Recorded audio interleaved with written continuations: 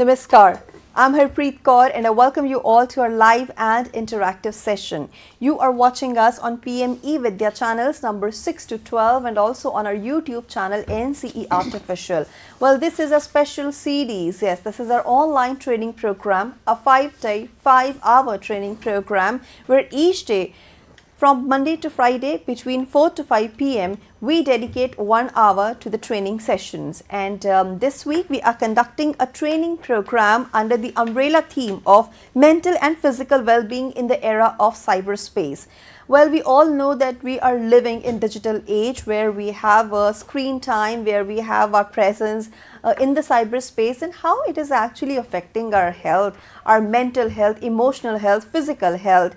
Well, we know about some of the things, but there's a lot more. And since our education policy is also focusing on digital education, then how we can balance the digital space and also our health, whether it's mental, emotional or social. So today we are going to have a discussion on the same, and it's day 1 of the training program, and day 1 means that on 5 days we will bring you different themes, different topics and different experts. Today on day 1 we will be talking about mental wellness, policy, perspectives, need and scope. Now, since it's a training program and you all know that in a training program on the last day of the training session, there is an assessment for you. If you score more than 70% in the assessment, you will be granted a certificate. I will share all the details with you, how you can register yourself and what all steps you need to take in order to get yourself registered and participate in this entire process. But for the moment, I request you all to kindly watch all the sessions very carefully. You can participate in the session. It's an online session, interactive one. So please take down our phone number, which is 8800440559. We also have a dedicated email ID for you, that is training.helpdesk@ciet.nic.in. And since we're streaming live on our YouTube handle NCERT Official, you can always go to the comment section, put in your questions there, your suggestions and your feedback. Well, I'll be asking questions to my experts, but you're also welcome with your questions, any doubt that you might be having. It's a very interesting topic and we shall make the most of the time that we have in this training session. Now, who all have joined me today for the panel discussion? Well, I'm joined by 2 eminent personalities from CIET, as this session is also brought to you by Central Institute of Educational Technology, that is CIET NCERT New Delhi. And today we are joined by Dr. Sushmita Chakraborty. Ma'am is Assistant Professor from Department of Educational Psychology and Foundation of Education NCERT New Delhi, along with Dr. Ruchi Shukla, Assistant Professor from the same department. Namaskar and very warm welcome to both of you. Namaskar. Thank you, Arpan. Right.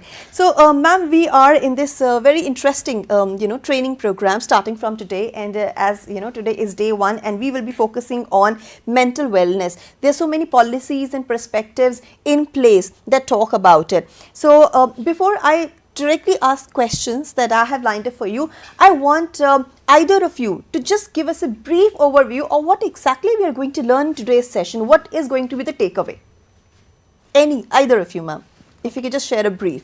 The takeaway of the session directly for the teachers or for the stakeholders in the school system is going to be how to manage well-being of students and their teachers in the system so as to bring about the maximum output in terms of their academic performance, in terms of their other roles and responsibilities, and also, like the NEP states, that we have to achieve holistic development. Yes. So, in order to achieve the aim of education of holistic development, this program will largely kind of orient you to the different needs, aspects and scopes that are envisioned in the policy documents and that can be utilized to achieve well-being for all in the school system. Right. Thank you so much, ma'am, for sharing that brief. And now let me just begin with you, Dr. Ruchi.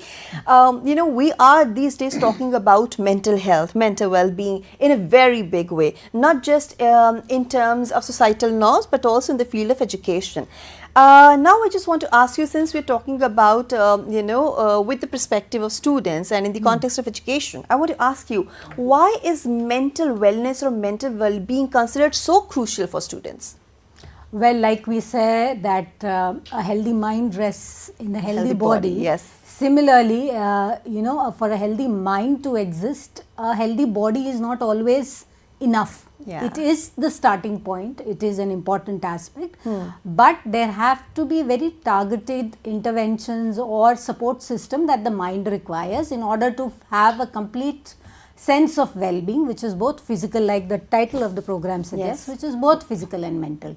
And only when you are in a state of well-being physically and mentally are you able to function optimally as an individual, inside or outside the school system. And since students are in the formative years and they are the future generation that is going to lead the way to of the nation, if the good practices are started and initiated at an early stage and while they are in the habit formation, personality formation stages, it tends to make them into more productive individuals, happy individuals, individuals with a state of well-being. Absolutely. Now, why this sudden, if I may say so, extra focus on the mental well-being aspect is also because a lot of data is coming in on mental health aspects of individuals, and which is not always very encouraging. We at NCERT also had conducted a survey on mental health of students, which we will be talking about later in the session. But it largely showed that those students are very optimistic, self-reliant, but still they see a need for some kind of assistance, some kind of direction, some kind of support in building their mental health practices, in getting them the right orientation to focus upon how to build a mindset that is conducive for well-being. So, these survey reports and of course our newspapers, magazines, researchers have continuously been telling us that having a good school is half the battle won. If the individual is not happy and sitting in the classroom with an optimistic, positive, receptive mindset, then no matter how much effort you make, the individual is not going to receive and grow with that. So, in order to make the most of all the policy efforts, it is also important that the individual's mental health be the focus. And therefore, the need arises that the system, apart from making syllabus and doing teacher training, also focuses on these aspects of an individual for optimum academic and social potential to develop. Yes, so we are talking about overall development, we are talking about holistic development, and while you were answering my question, it just reminded me of a meme, you can say, of sort, that where a child tells his mother that I'm going into depression, and the mother says, no, you have just been to this hill station for a vacation, now you cannot go anywhere. I mean, such an ignorant mother. But yes, what it meant for us is that we have been ignoring this issue of mental health for quite a long time. Forget about the students or the children, even in adults, we are not understanding their problem mindset, where they're coming from. Though we know the seed was sown actually somewhere in the childhood, because of which it hampered their adulthood, and they have not become, I would say, a responsible person, responsible citizen, or a developed and a mature individual emotionally. So mental health is extremely important, and there is a need to understand it. Now, since we are talking about National Education Policy 2020 in various aspects, be it in curriculum design and development, be it understanding the children, we are also running so many programs like Manodarpan and Sahyog here through CIT's different channels, platforms as well. Now, I want to ask you, Dr. Sushmita, mental health is a very important issue when it comes to students. Earlier, even teachers were not paying enough attention because we have so many different students in the class, such a big strength. Every child is different, every child's capacity to learn and grasp concepts are different, and every child should be treated differently, and that is why today we are also talking about personalizing education and customizing education through various programs. Now, what do you think that National Education Policy 2020 is focusing on when it comes to mental health of students, and what are its key provisions in this regard? Thank you. Thank you, Arpit. Yes, viewers, that's a very relevant question. Mental health and well-being, which Dr. Shukla has just pointed out, the need for it is felt even more unfortunately after the COVID-19 happenings. But the transformative document, the visionary document of NEP 2020, the National Education Policy 2020, has highlighted the need of mental well-being in terms of when we are talking about the holistic development. Like development not only in terms of the cognitive aspect, but also in terms of the students' affective domain development and the development that is required for them to have the competency which is required in the 21st century, like the ability of critical thinking, decision making, resilience, compassion, etc. So the policy has visioned a student who is equipped with all these skills for the coming century, the 21st century. So the core documents which we follow up on this is the National Education Policy 2020, which visualizes, as I just mentioned. Then of course the two mission documents, that is the curriculum frameworks, the curriculum framework for the foundational stage and the curriculum framework for the school education, which lays out in great details that it is not just about talking about the development, but what actually has to be done in a mission mode, starting right from curriculum development to the pedagogy, to the assessment, to who are the people who are going to do this. So how to integrate mental well-being through our entire school's functioning is what laid out in these two curriculum framework documents. Right. Now, if I can take your attention to the to what does the policy talk about? The NEP talks about in our policy about the mental health and well-being. I would like your attention to be taken to, if you can see on this slide, some very critical thing is that it says that the aim of education lies in being holistic, in being integrated. It's not just about learning a particular subject. It's not about learning of mathematics, physics, chemistry, biology, geography, history and everything. It's not piecemeal. There's a huge aim behind that.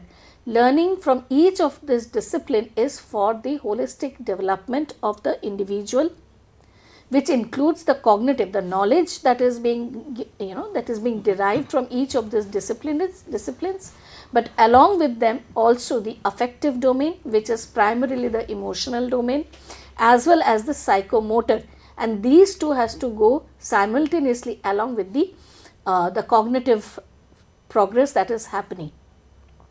So this is the overall aim which the policy clearly states in its document. The other thing that is very much clear about in the policy document is that the purpose of education system is to develop a good human being. A good human being in terms of not how much percentage that student is bringing in, but having the capabilities or the capacities of rational thinking, critical thinking, being able to take appropriate decisions, possessing the qualities of compassion, empathy, courage, resilience, a scientific temper, which means again adding on to the critical thinking or the rational thinking, a scientific way of thinking, and creative imaginations. So in nutshell, it is talking about a human being who is ethically grounded, who has values to guide him or her on the path of his or her actions, and is capable of certain very characteristics or capabilities which make a person humane.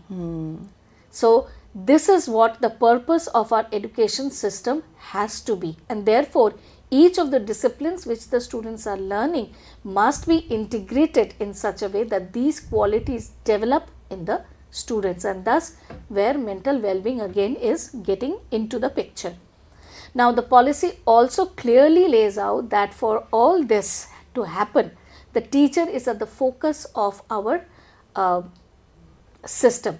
The teacher is seen in the light of a person who facilitates a caring, valuing environment in the class, which we tell as the conducive environment. We were in the very initial stage, we were talking that the schools have to be conducive.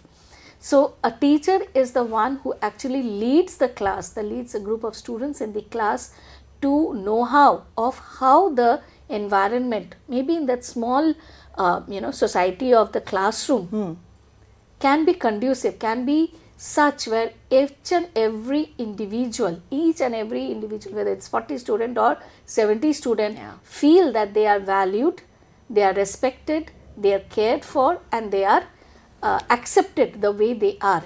In other words, the core issues of acceptance, equity, accessibility is there in feel is there of each of these by each of the students.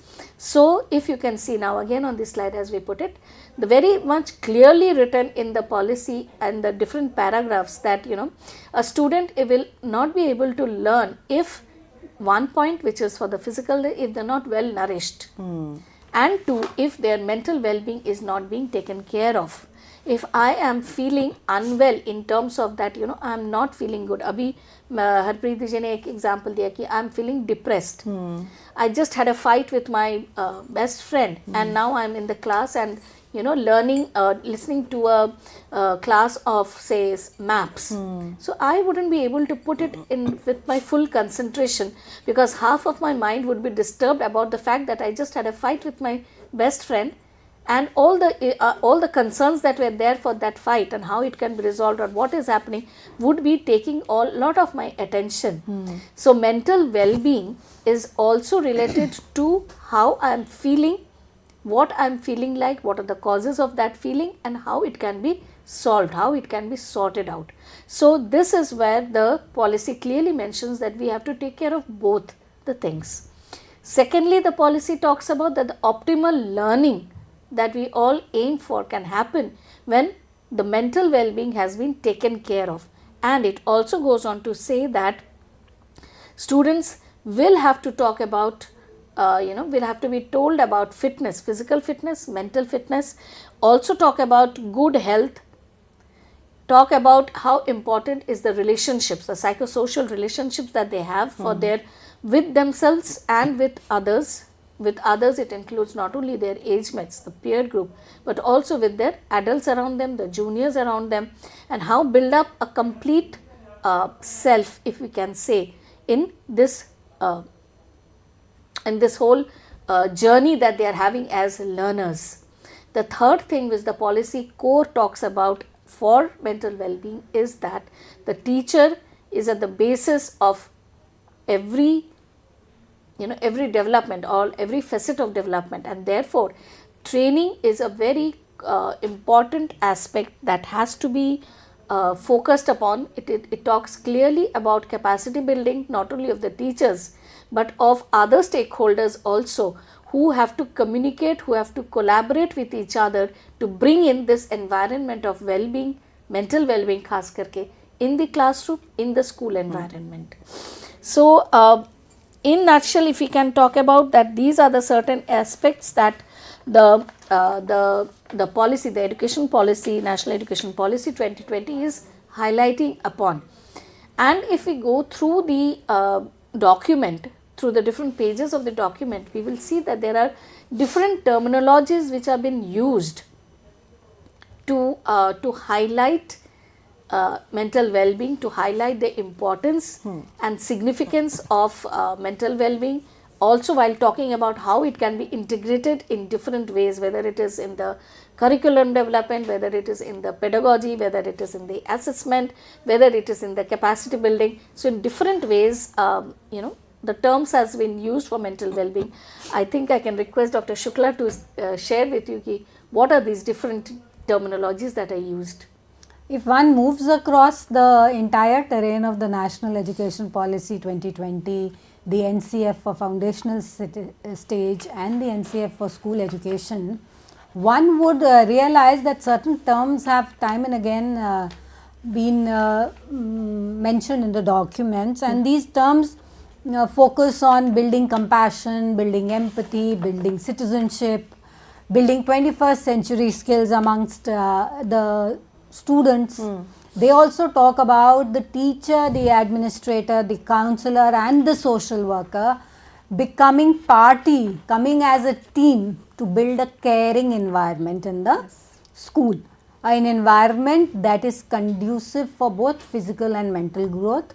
And one's feeling of safety has been linked by research also, that when you are feeling safe, then you are in a state of well-being, then you feel happy, then you feel you can venture out, you can explore, you can try.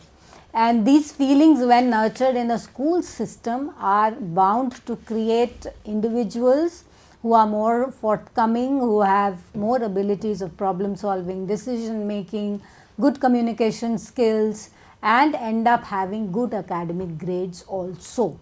So therefore, the document has tried, and in the curriculum framework, linkages have been established to show that building mental health and well-being of students alone does not cater to the affective aspect or the socio-emotional aspect, but eventually and ultimately impacts the individual's academic achievement, life success, and therefore happiness and satisfaction with life. So it is not something which is standalone. Like so many other cross-cutting areas, the documents have talked about mental health and emotional health, therefore as an important bedrock on which every other aspect of school development, that is cognitive, that is physical, rest upon. If this underbed is shake, then the others also tend to fall and become a little unstable. Therefore, this needs to be taken up as a foundation work that will reap benefits once the child is growing up and reaches adulthood and becomes a citizen of the society. And therefore, this might not show immediate results in the form of achievements, but certainly in the form of lot of happy faces, lot of joy, lot of interaction in the classroom can be seen immediately, and eventually as very satisfied, happy, constructive, value oriented individuals who form part of the citizenry of a nation and the global setup at large. Absolutely, you're right, because I think our most important task is to discover ourselves. We have to create a path for ourselves, create a niche for ourselves in this journey of life. And there's a very famous quote that goes as, your most important task is to build a better you. That should be taught always.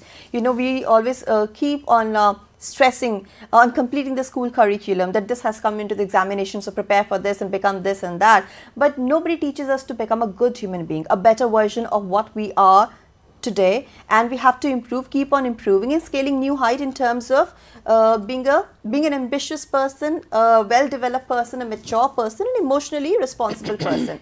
Now again, because these things are never taken care of or hardly taken care of, people generally, they don't have emotional regulation, and they take certain decisions which are not good for them and for their family, the people around them. We have seen that so many people, we've seen these cases every day, that people, though they're academically excellent, but because they have some kind of trauma in their life, they are not even excelling in their careers and they're taking a different path altogether. Now, but these things, they have to be addressed at a very early age, so that I think intervention can be done at the right time and problem can be diagnosed, because I think it is very important for parents, teachers and society as a whole to understand that today's child is going to be a responsible citizen of tomorrow. It's not just about the academics, but also when we say that there are so many crimes happening in society, things are not going the right track. Why? Because probably we are not addressing the problems of the students, children, and we're just taking them for granted. Now we have so many policy perspectives in place. You have just mentioned few key points, and we understand that how national education policy is literally focusing on that. But there is another important document called National Curriculum Framework for the Foundational Stage, that is NCFS, that emphasizes on mental wellness. And what strategies do you think it proposes or are there for early interventions, because that is absolutely important. I think teachers should be trained for the same as well. Yeah, that is very right. It gives great pleasure to say that this time, for the first time, the national education policy has taken within the formal ambit of education the formative years, that is 3 to 5 years, which is an excellent step and which shows the importance of this age group, which shows that things don't start at class 1. They start much before that. In fact, हमारे culture में तो बोलते it starts from the very day of conception. And these are development years, formative years. Yes. The mind starts developing, the brain starts developing. So now that this has been taken under the fold of the formal education system, I'm sure there's going to be very good impact on the coming generations.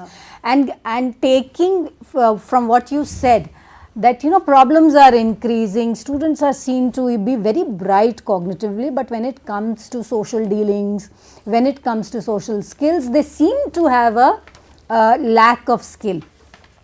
Now the policy again doesn't see a kind of a remedial thing, it sees mental health in a very preventive kind of a way. Mental health that needs to be promoted, and ailments or illnesses or diseases to be prevented is within the ambit of the larger discussion in all the policy documents. And since this age group has been brought into the formal ambit of education, now there is a curriculum framework also that talks about the foundational stage.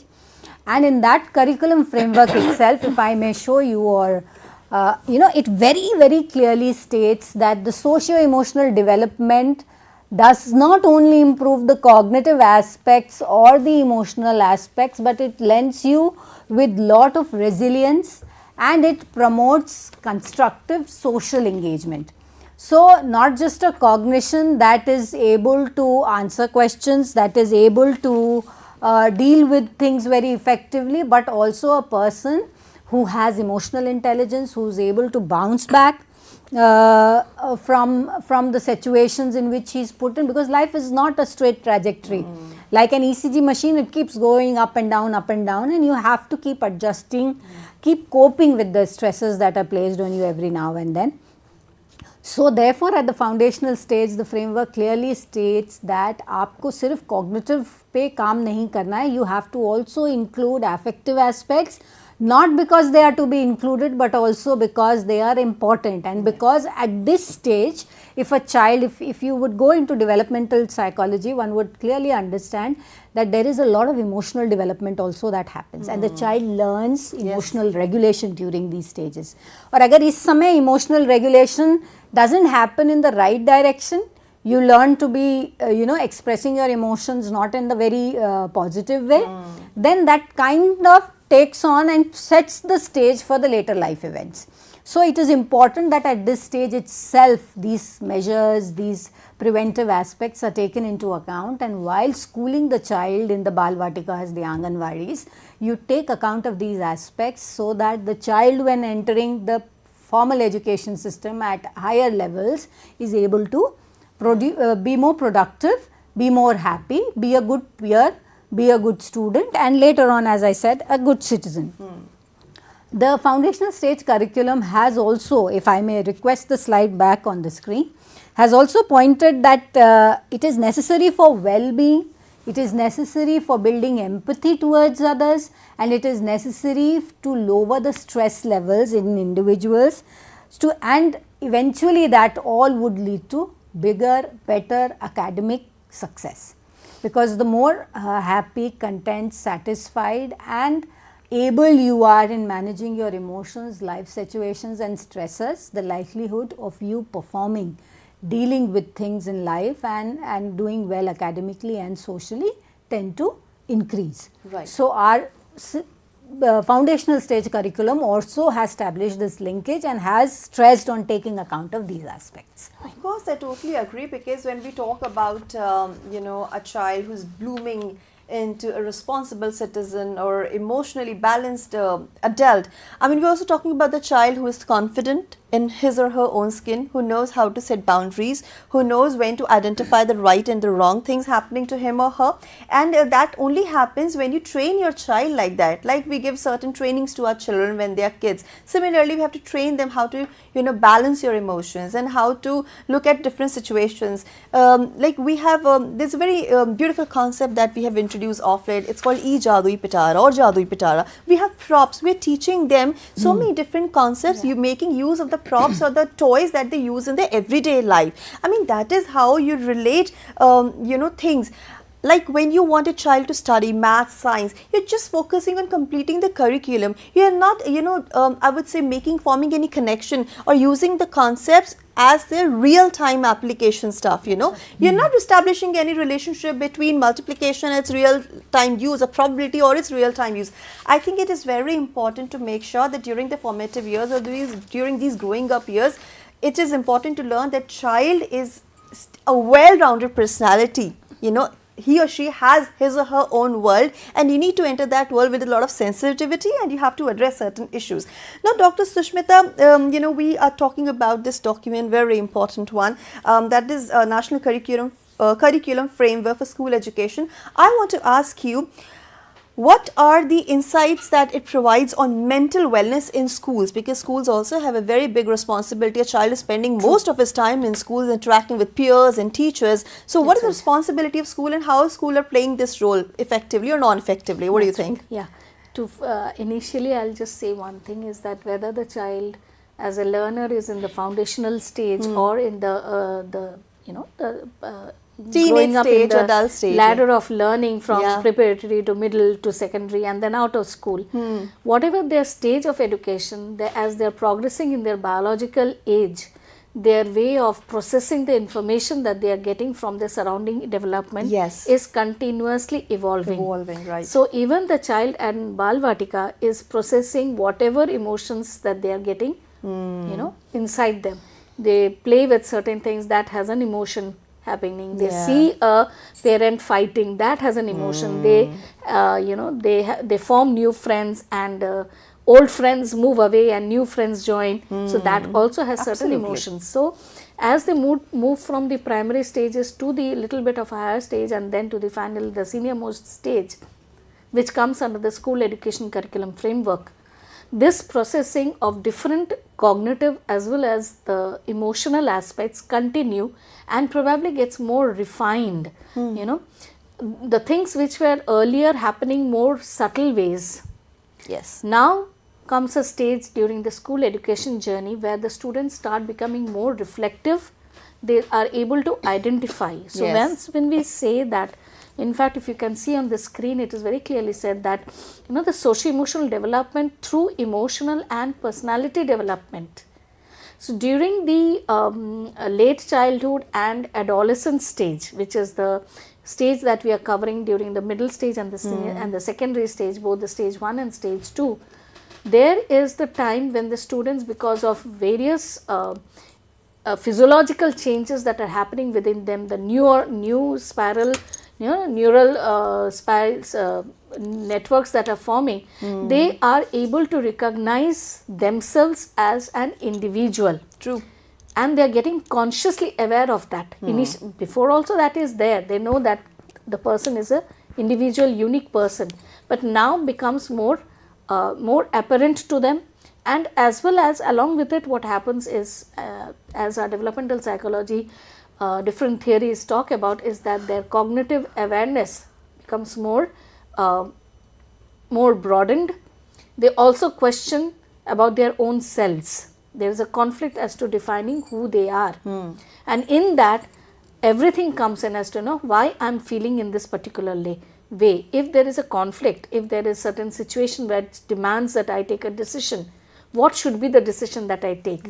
Whether it is going to harm me or to harm others also in it. So all these are certain pillars of their milestones of the developmental needs that the students have.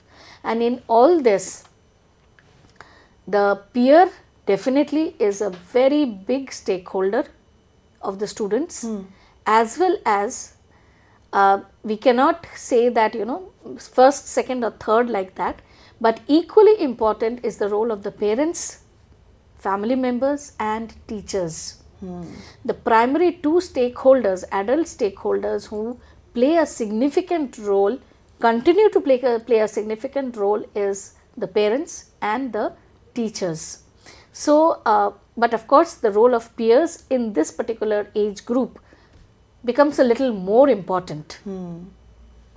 Often we hear that parents of adolescent students say that, oh, they don't understand us, they don't share with us the way they used to do before, or they are so different, we can't recognize them, there is no exchange between us. Well, probably there is no exchange the way they used to do during their childhood years. But their the way of exchange differs. The expectations that they had during their childhood years may differ from what the expectation they have now from us as the teacher or the parent. So as they are growing up, let's not forget that they are also processing different, emotions, different informations, different thoughts of their own and of others. So their capacities are developing, and with that capacity developing, the role of our of the stakeholders also change a little bit from guiding, from instructing, to a facilitator, to somebody who is more of partnering. Yeah. So as a partner, as a friend, as a facilitator, the stakeholders role has now to become more of supportive, in their explorations, because now they are capable of exploring on their own. So that kind of a supporting that they require, and that is where the curriculum framework of school education talks about, that there is lot of need to create a positive relationship, whether it is with the teacher in the classroom or it is with the parents or the family in the home environment. Here of course the role of community also plays a very important stake. So this exploration that the students in the school education journey are going through, that exploration needs a supportive, a caring, a safe environment. A safe environment, by what we mean is not just a physically supportive and safe environment, but also an emotionally safe environment where the students can explore their emotions, can explore others' emotions without the feeling that they may be getting labeled, that they may be judged upon by their expressions, emotional expressions, that they can be, there is a fear of not being accepted if I express a particular emotion. So when this kind of a safe emotional environment is also there, a student feels more confident, Yes, to appreciate, to feel appreciated, to recognize others, and also do things which will help him or her to get recognized. And therefore the role is much more complex of the stakeholders who are involved with the students during this particular stage. The other thing which the curriculum framework has for school education has highlighted upon is the role of our in fact, I must say over here is that in the for the first time in the curriculum framework of the last 70 years of our 75 plus years, for the first time the curriculum framework has brought in guidance and counseling as a clear cut cross-cutting area. So in the section part B section of our curriculum framework of school education 2023, we have a chapter clearly marked out on guidance and counseling and the importance of guidance and counseling in the school system, why it is important, as well as who are the people who should be involved in it. It clearly mentions that it will be the school principal, it will be the teachers who will primarily play the role of the first level counselors, because of the proximity that they have, the regularity that they have in the school with the students. And the same vision is having for the parents at home as well. However, the curriculum framework also emphasizes that there may be many situations where a teacher or a school head may not have the specialized training to deal with any particular concern. So therefore, it has to be a partnership with the professionally trained counselors and the school and the stakeholders within the school system. So it is talking about a partnership, a very healthy partnership where the learner also is a critical stakeholder and not a passive receiver.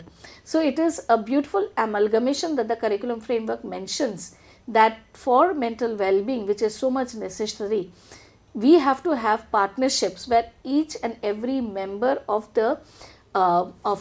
this environment takes initiative and holds oneself responsible for not only the well-being of the student, but well-being of the whole school or classroom as an environment. absolutely. Yeah.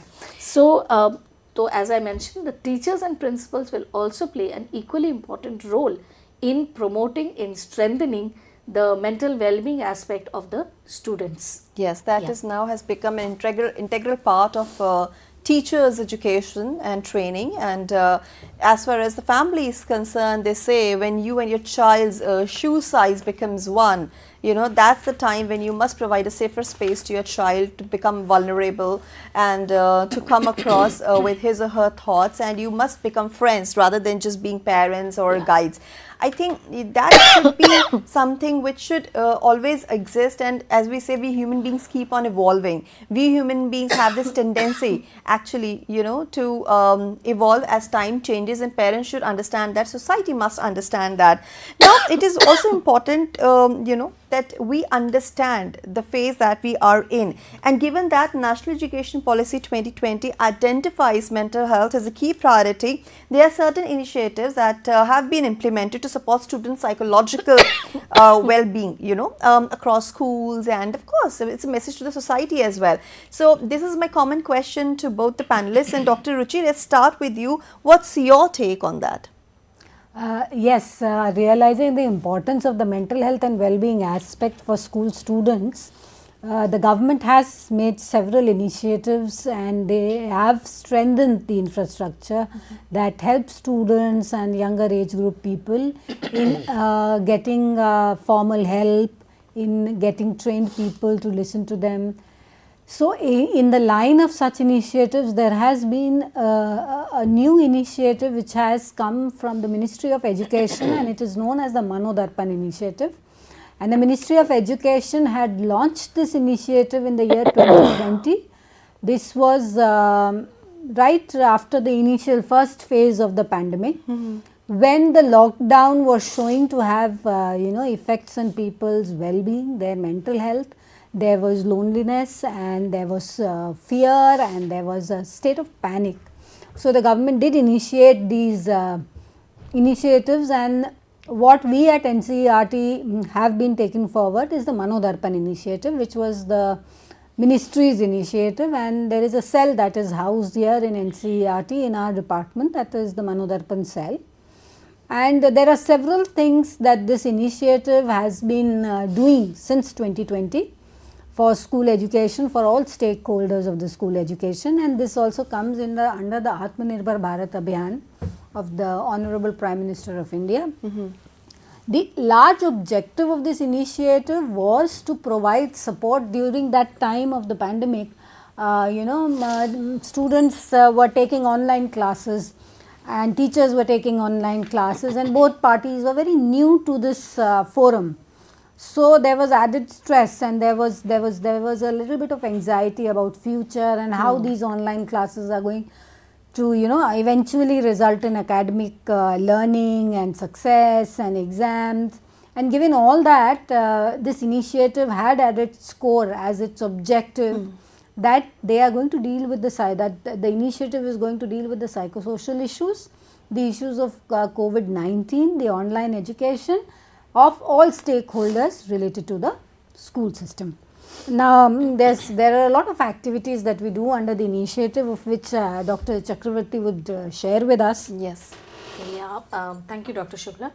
That's right. Under the Manodarpan initiative, when we began, the first thing that we have reached out with, which is continuing till now, is the National Toll-Free Telehelpline that runs from Monday to Sunday, from morning 8 a.m. to 8 p.m.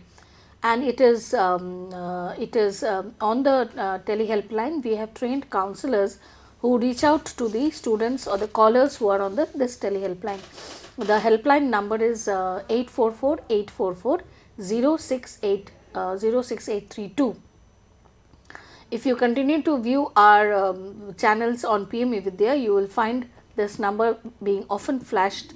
And of course, the other thing that we have done is of holding regularly live interactive sessions, which are known as Sahyog, particularly for students of class grade 6 to grade 12 on different mental health concerns that the students of this age group face.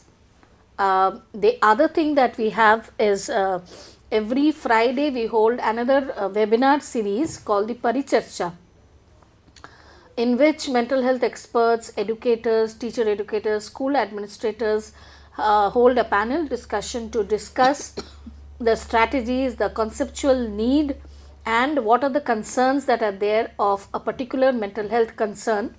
And these sessions are open for not only the students but other stakeholders like the parents, the teachers, the school authorities, everybody. So this is the second thing that we have as a activity that we have provided. Of course, Manodarpan web page is available, which is there on the Ministry of Education website. If you can see, it is also, the link is also there on our NCERT web page. On this web page, it is a plethora of resources that one can find, like we have the reports of the different surveys that we have conducted, like the mental health survey of students which was done in 2022. We have the report of the teachers mental health survey that was conducted very recently, and the report is uploaded on 2024. It has different posters and podcasts that have come up, guidelines for teachers, students, parents and school authorities which were required during the COVID days onwards, and it has been accordingly put up. We also have a directory of counselors across the country whom can be accessed to by any of the people, any student, to reach out to any particular counselor across the different regions of our country. The other thing that we would have shared with you over here is that under Manodarpan cell, every year the Mental Health Week and the International Mental Health Day is celebrated on 10th of October by different schools across the country. So this is the 4th consecutive year that we have been celebrating, and we plan to continue to celebration, which is one of the biggest ways to to create awareness and bring out mental the discussion, the word, or talk about mental health and well-being beyond the closed doors. Yes. And along with it, as you can see on the screen, there are different documents which has come up. We have created many flyers, brochures, which is a quick takeaway for student or a teacher as to what to do when you are under stress, what do you do to cope with certain, what are the coping strategies, etc. Right. So in nutshell, I think we can talk about like this, but in case teacher or student wants to know more about Manodarpan, they are most welcome to mail us or see our on the Manodarpan web page, or email to us on manodarpancell@gmail.com. Absolutely.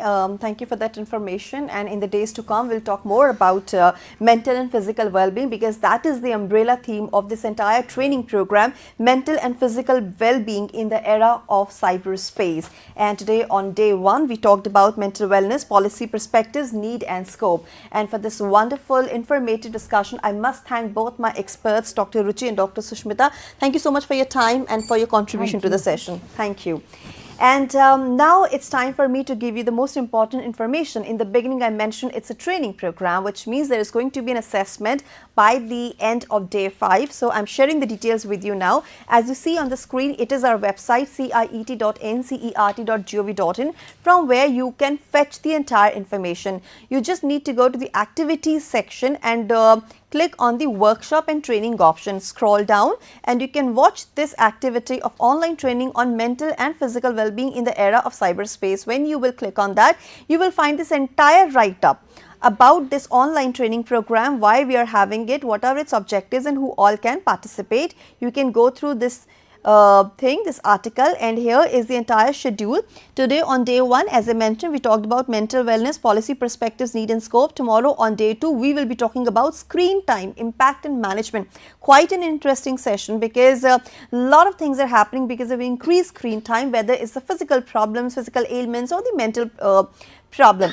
Now these are the details of the program schedule, like the topics that we will be taking up, resource of persons, and whatever session we are conducting, that will be uploaded here, those sessions. And now how to participate. Most important, step 1, you can register yourself, scan the code or click on the screen. Step 2, watch all the training session very carefully, and step 3, you have to participate in the post assessment. These are the guidelines. Score more than 70% if you want a certificate, and last but not the least, submit a feedback. Scan on this scan this code or click on the link. Now, there is this specific training ID, training.helpdesk, scit.nic.in, and this number through which you can reach out to us every day during the training program that we are conducting. Now, with this, it's a wrap for everybody out there regarding this training program. And before I leave, here is a quick look at the program schedule. In a short while from now, we're going to bring you our session called Sahyog. The topic is right there in front of you. It's going to be about exam stress, statistics for calm mind, or strategies for calm mind to be precise. And this is me, Harpreet Kaur, now taking leave of you. Please watch our sessions carefully and do participate. Namaskar.